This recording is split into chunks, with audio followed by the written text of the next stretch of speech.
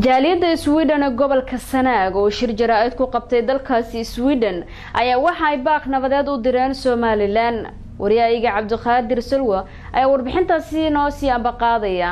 shaashada Kalsan TV magaalada Stockholm dalka Sweden maanta waxaan ka qayb galnay shir jaraa'id oo ka dhacay magaalada Stockholm dalka Sweden gaar ahaan xaafadda Rinkeby Folkeshus ayaan ku suganahay. jaaliyadda Maakhir ee gobolka Sanaag ayaa shir jaraa'id ku qabatay magaalada Stockholm dalka Sweden. magacayga waxaa la yiraahdaa Cabdiraxmaan Axmed Faatax waxa aan halka ka direynaa baaq waxaan isugu nimid jaaliyadii gobolka Sanaag Maakhir arrinka aan isugu nimidna waxa ay tahay in aan ka hadalno waxyaalaha kulan aan caadi ahayn waxyaalaha ka soo cusboonaaday gobolka Sanaag arrinkaas ayaanu ka hadalnay sidii arrinka aan wax looga qaban lahaa arrinkan ah dhiilada goolaftanka colaadeed ciidamada la soo dhoobay meesha la yiraahdo Yubbe oo Somaliland ay keentay gobolkaas waa gobol nabadeed gobol dhibaato ka jirto ma aha waxaanu ugu baaqaynaa hadaan nahay jaaliyadda gobolka Sanaag Sweden in ciidamadaas meeshii laga keenay dib loogu celiyo dadkani waxay ku caalamaaleen nabadgelyo gobolkaas waa gobol nabadeed siyaasiyiinna wuxuu ka tirsan yahay Soomaali weyn haddii ka soo waadana Puntland kulankii ay isugu yimaadeen jaaliyadda gobolka Sanaag wadanka Sweden marka ugu horeysa waxa mid aad iyo aad nasiib darro ah in 30 sano ka bacdi ay colaado ka soo bilaabmanayaan gobolada waqooyi ee Soomaaliya gaar ahaan gobolka Sool oo colaad xume ay ka dhacday sanadkii hore iyo saansaanta colaadeed iyo hubka iyo gawaarida gaashaaman iyo salalka hadda lala dabacsan yahay dadka diga gobolka Sanaag saansaantaas colaadeed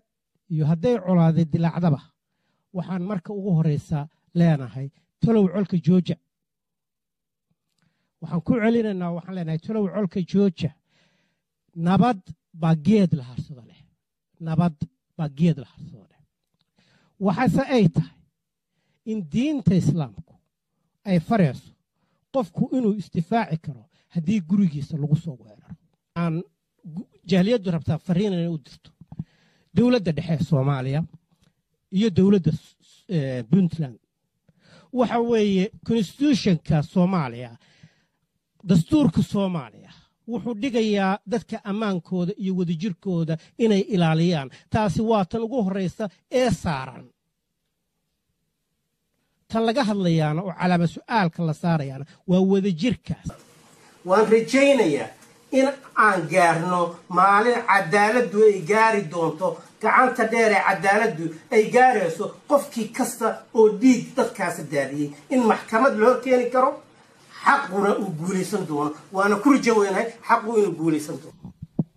aniga oo ah Axmed Maxamed Ducaale waxaan ku darayaa inkastoo odayaashii ugu horeeyay hadalka dhameeyeen dowladda Soomaaliya madaxweynaha iyo prime ministerka iyo baarlamaanku kulli ha ka fiirsadeen wada hadalka Somaliland wada hadalkaasi